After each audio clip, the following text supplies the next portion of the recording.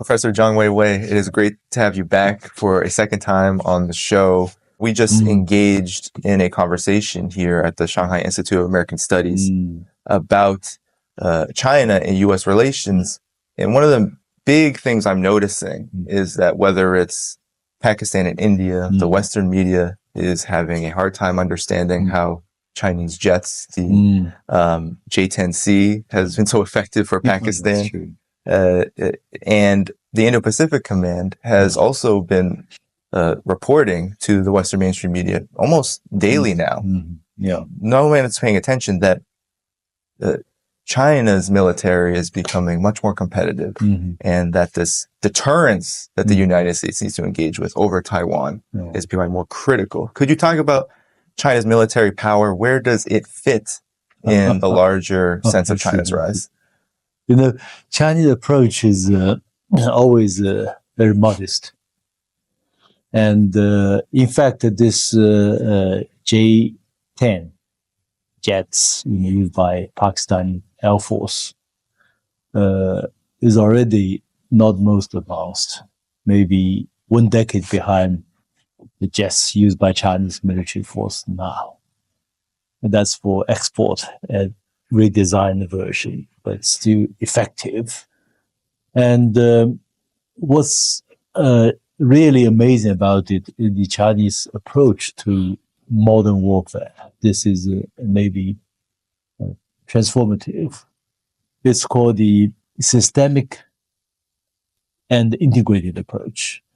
If you look at this air conflict between Pakistan and India, it's AWACS Chinese style and Jet-10 jets, and then this missiles, PL-15.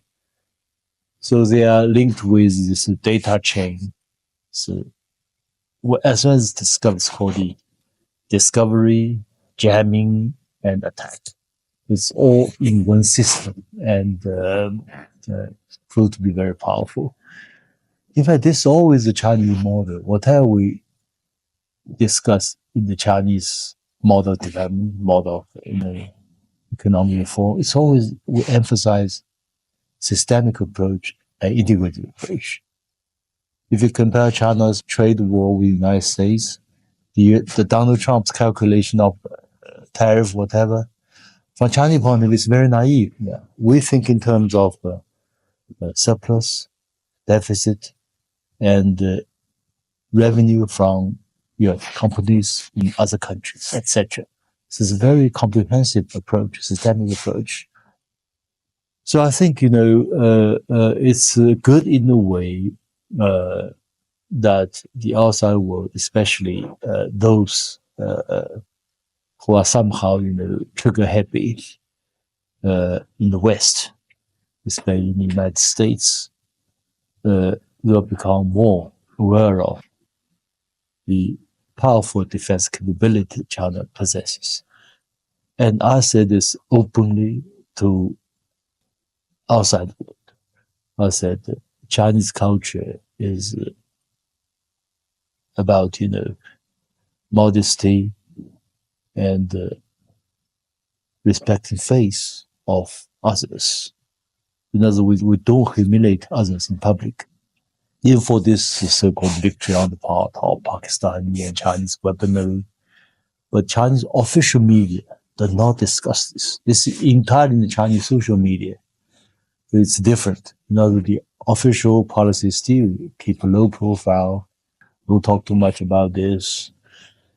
At the same time, it's necessary to realize, as I said, we still talk about the United States as a superpower. But I said, if for all kinds of reasons, US prefers to provoke a conflict in South China Sea or over Taiwan Strait, God forbid, we hope it will never happen. But most probably next day, in the eyes of the international community, the United States may no longer be viewed as a superpower. In other words, same kind of failures US military will suffer.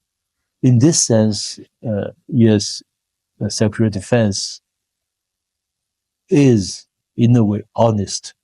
We said from his knowledge, ES-10 Alpha K may sink by the Chinese supersonic missile system within 20 minutes. I said maybe within 1 to 3 hours, but he said within 20 minutes. Maybe he had better information than